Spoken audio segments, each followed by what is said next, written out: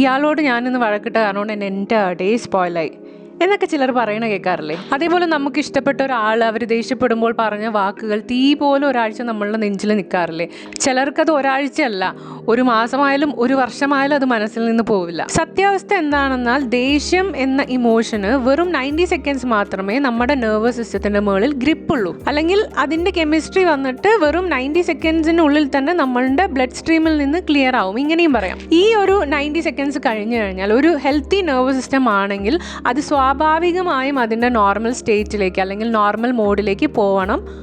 അതായത് ആ വേവ് വന്നിട്ട് റൈസ് ആവും, അതിൻ്റെ പീക്കിലേക്ക് പോവും, പിന്നെ ഡൗൺ ആവും, നോർമൽ സ്റ്റേറ്റിലേക്ക് വരും. അതാണ് ബയോളജി. ഇനി ഈ 90 സെക്കൻഡ്സിന് ശേഷവും നിങ്ങളുടെ ഉള്ളിൽ ദേഷ്യം നിൽക്കുകയാണെങ്കിൽ അതൊരു ഇമോഷൻ അല്ല, അത് നിങ്ങളുടെ മൈൻഡ് വീണ്ടും വീണ്ടും ആ ഒരു നടന്ന സംഭവത്തിലേക്ക് പോയി നിങ്ങളെ റീട്രിഗർ ചെയ്യുകയാണ്. അപ്പോൾ ഓരോ പ്രാവശ്യവും നിങ്ങളുടെ മൈൻഡ് റീപ്ലേ ചെയ്യും തോറും ആ ഒരു നടന്ന സംഭവത്തിൻ്റെ ന്യൂ ഡോസ് വീണ്ടും വീണ്ടും ഒരു സ്മോൾ എമൗണ്ടിൽ എടുക്കുന്ന പോലെയാണ്. സോ ഇതിൻ്റെ മുകളിൽ ഒരു കൺട്രോൾ ഉണ്ടാവണം, അതിനെ പറ്റിയിട്ട് അവയർനെസ് ഉണ്ടാവണം. ആ ഒരു മൊമെൻറ്റോട് കൂടെ ആ ഒരു മൊമെൻറ്റ് കഴിഞ്ഞു എന്നുള്ള ആ ഒരു മൈൻഡ് സെറ്റ് വന്നിട്ട് ക്രിയേറ്റ് ചെയ്യണം. ആ 90 സെക്കൻഡ്സ് നോട്ടീസ് ചെയ്യുക, അതിനുശേഷം മൈൻഡിൽ ആ ഒരു ലൂപ്പ് വീണ്ടും റീസ്റ്റാർട്ട് ചെയ്യാതിരിക്കാൻ ശ്രമിക്കുക. Thank you so much.